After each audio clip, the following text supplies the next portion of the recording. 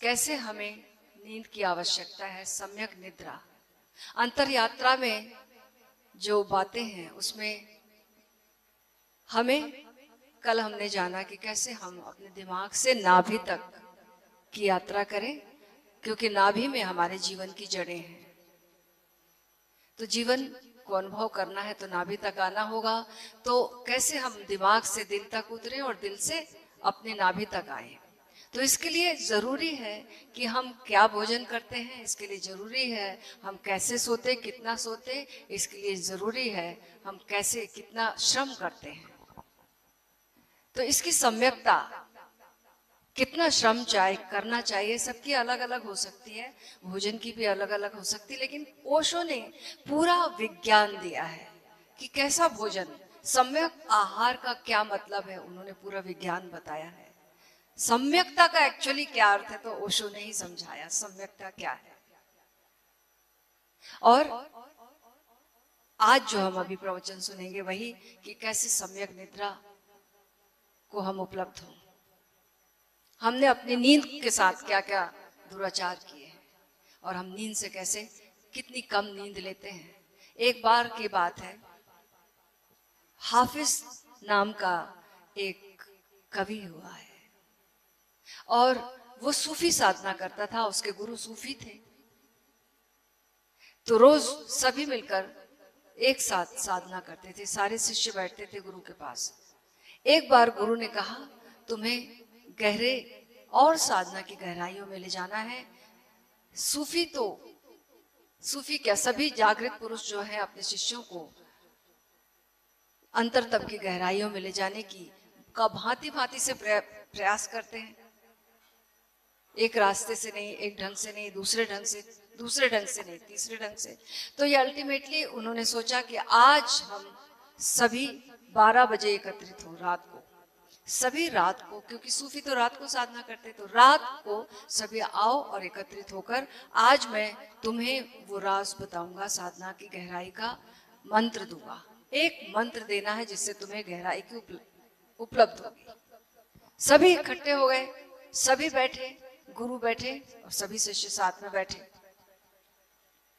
गुरु ने बताया था मैं सबका नाम पुकारूंगा, जिसको पुकारूंगा वही वही आएगा, एक एक करके। क्योंकि बात सीना बसीना देने की थी तो कान में ही बताने की बात थी। तो फिर नाम पुकारना शुरू हुआ। सूफी गुरु ने पुकारा नाम, लेकिन जब उनके पास पहुंचा तो पहुंचा हाफिज नाम का जो युवक था, जिसने कि अपनी आत्मकथा में लिखी है ये बात। दूसरी बार दूसरे मित्र का नाम पुकारा, दूसरे साधक का नाम पुकारा गुरु ने। दूसरी बार भी गुरु के पास पहुंचा, उसका नाम था हाफिज। फिर तीसरी बार गुरु ने पुकारा किसी और व्यक्ति का नाम, गुरु के चरणों में पहुंचा हाफिज। ऐसे अनेकों बार, कई बार गुरु ने पुकारा नाम और पहुंचा हाफिज। ऐसा क्यों हुआ बता सकते हो? ऐसा क्यों हुआ कि नाम तो सबका पुकारा, अलग अलग पुकारा, लेकिन हर बार हाफिज क्यों पहुंचता है? बाकी सो रहे थे, बाकी को नींद लग गई थी, सुनने वाला केवल जाग रहा था, हाफिज। तो हाफिज ही पहुंचेगा, जो जागता है वही सुन सकता है ना। तो जागने के लिए क्या जरूरी है? हमारी नींद प्रॉपर हुई हो जब ना जागेंगे हम।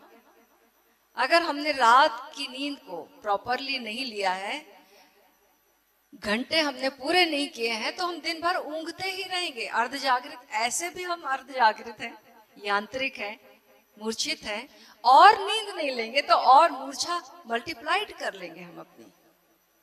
जागरूकता के लिए नींद जरूरी है, नींद की भूमिका में जागरूकता घटित होगी। कई प्रयोग किए गए हैं, टेड टॉक में एक प्रयोग के बारे में जिक्र किया है, टेड एक्स में।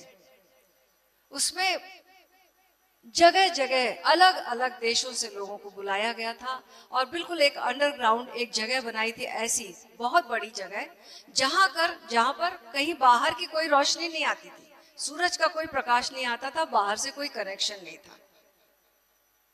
उन अलग अलग देशों के लोगों को वहां पर रखा गया, उनके पास से घड़ी, मोबाइल, हर चीज रख ली गई, उनके पास समय का कोई एहसास नहीं था, सूरज की रोशनी आती नहीं थी वहां, तो अंदाजा भी लगाया नहीं जा सकता था, घड़ी थी नहीं वहां, तो भूख, अब बायोलॉजिकल क्लॉक जब जागेगी तभी, जब भूख लगती है तभी लगेगी, क्योंकि अब बाहर से दिख नहीं रहा, तो थोड़े दिन जो था उनका जो पिछली हैबिट थी बॉडी की, उसके अनुसार उन्हें भूख भी लगी, नींद भी आई, लेकिन ये हैबिट टूट गई, क्योंकि अब उनका एसोसिएशन, ना तो प्रकाश था ना कोई घड़ी थी, एक जैसा ही था, सारा माहौल एक जैसा था, 24 घंटे एक तरह का था। तो अब सहज भूख लगना शुरू हो गई, सहज नींद आना उनको शुरू हो गई। तो देखा गया कि सब लोगों को ऑलमोस्ट रात्रि के 8 बजे नींद आ जाती है। अलग अलग देशों के लोग कहीं से भी आए हों, लेकिन रात्रि के 8 बजे और उसके इधर उधर थोड़े मिनटों के सबको नींद आ जाती है, और उसके बाद 2:30 बजे उनकी नींद खुलती है, और 2:30 बजे नींद खुलने के बाद फिर दूसरी नींद लगती है, और फिर ठीक ब्रह्म मुहूर्त में 4:30 बजे उनकी नींद फिर खुलती है। ये सब वॉच किया जा रहा था, उनके पास तो घड़ी नहीं थी किसी के पास, तो ये जो प्रयोग चल रहा था, ये जो वॉच किया जा रहा था, इसके बाद जब वो खाना खाते हैं, जब उनको भूख लगती है, जिसको, वो खाना खाने के बाद फिर उनको एक नींद आती है 1.5 घंटे की। तो कुल मिला के 8 घंटे की नींद हर व्यक्ति को चाहिए थी, हर एक व्यक्ति को 8 घंटे की 9 घंटे की नींद चाहिए थी। ये कैलकुलेशन किया गया, और हम कितना सो पाते हैं? हम इतना नहीं सो पाते, तो हम तो नींद पूरी दे ही नहीं पा रहे अपनी बॉडी को। जब से सोशल मीडिया आया तब से तो 3 घंटे 4 घंटे मैक्सिमम लोग सोते हैं, सोना नसीब ही नहीं है। 12 के बाद तो उनका दिन शुरू होता है, तो नींद ही नहीं हो रही है, और जब नींद नहीं हो रही तो हमने सब कुछ अस्त व्यस्त कर दिया है। स्वयं से, अपनी नाभि से संबंध हमारे छिन्न विच्छिन्न हो गए, टूट गए। हमारे बीइंग को हम जानते ही नहीं है, बीइंग से कट कर जीते हैं हम।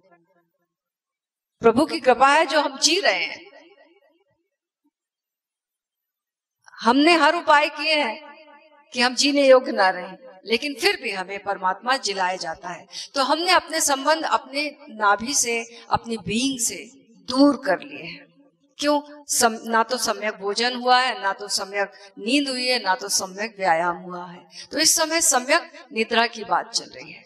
तो अगर हमारी प्रॉपर निद्रा नहीं हुई है तो हम जागरूक नहीं हो सकते, जागरण हमें घटित नहीं हो सकता। जागरूकता के लिए जरूरी है शरीर पूरा ऊर्जावान हो, और ऊर्जावान कब होगा पूरा शरीर? जब हमें पूरी नींद मिली हो, तब हमारे भीतर जाकर जागरूकता घटित होती है। एक और प्रयोग किया गया, TEDx में वह प्रयोग आया था कि क्यों पूर्णिमा के समय हमें नींद कम आती है, क्यों बहुत लोगों को की नींद प्रभावित होती है पूर्णिमा के समय, फुल मून के टाइम में। क्योंकि करोड़ों वर्षों से जो मनुष्य था, मनुष्य कहाँ खुले में रहता था, उसके पास अग्नि तो थी नहीं, तो उजाला भी नहीं था रात को। तो वो जब चांदनी रातें हुआ करती थी तब वो अपनी खेती का काम ज्यादा टाइम तक करता था, क्योंकि कुछ उजाला था उसके पास, और चांद की किरणें भी पड़ती थी, तो मेलाटोनिन उस समय नहीं बनती थी, जिसके कारण नींद आती है। तो मछुआरे ज्यादा देर तक मछली करते थे, शिकार वाले ज्यादा देर तक शिकार करते थे, क्योंकि उन्हें दिखाई देता था रात को। जो खेती करते थे वो देर तक खेती करते थे। तो इस तरह से करोड़ों वर्षों तक हमारे भीतर ये अवचेतन में चली गई, वो जीन्स हमारे भीतर चला गया, वो चेतना में वो छाप छूट गई हमारी, कि जब पूर्णिमा आती है तो हमारी नींद प्रभावित होती है। तो पूर्णिमा के समय जो जागरूकता घटित होती है, उस जागरूकता का हम उपयोग कर सकते हैं। कितने लोग पूर्णिमा के समय बुद्धत्व को उपलब्ध हुए, एक खास जागरूकता की घड़ियां मिलती हैं उस समय। तो हमें सम्यक निद्रा को बहुत ही समझकर, अब सबको 8 घंटे 9 घंटे, अगर 9 घंटे नहीं हो पाती बात पूरी, तो योग निद्रा है जिसमें कि हम जानकर 20 मिनट में कॉन्शियस स्लीप जिसको कहते हैं, जानते हुए अपनी निद्रा का आवाहन करते हैं और शरीर को विश्राम में ले जाते हैं। और वो इस विश्राम को की दशा में जो हमें नींद में मिलता है, वो ऊर्जा, वो जो जुड़ाव जो नींद में होता है, सुषुप्ति में होता है, वो जुड़ाव हमें मिल जाता है योग निद्रा में। योग निद्रा हमें बाद में और जागरूकता और ऊर्जा प्रदान करती है।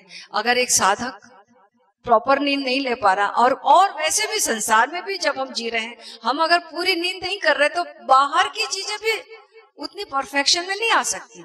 हमारी क्रिएटिविटी बाधित होती है, हमारी बुद्धि उतनी विकास, उतना परफेक्शन काम नहीं दे सकती है, परफेक्शनली नहीं कर सकती काम को।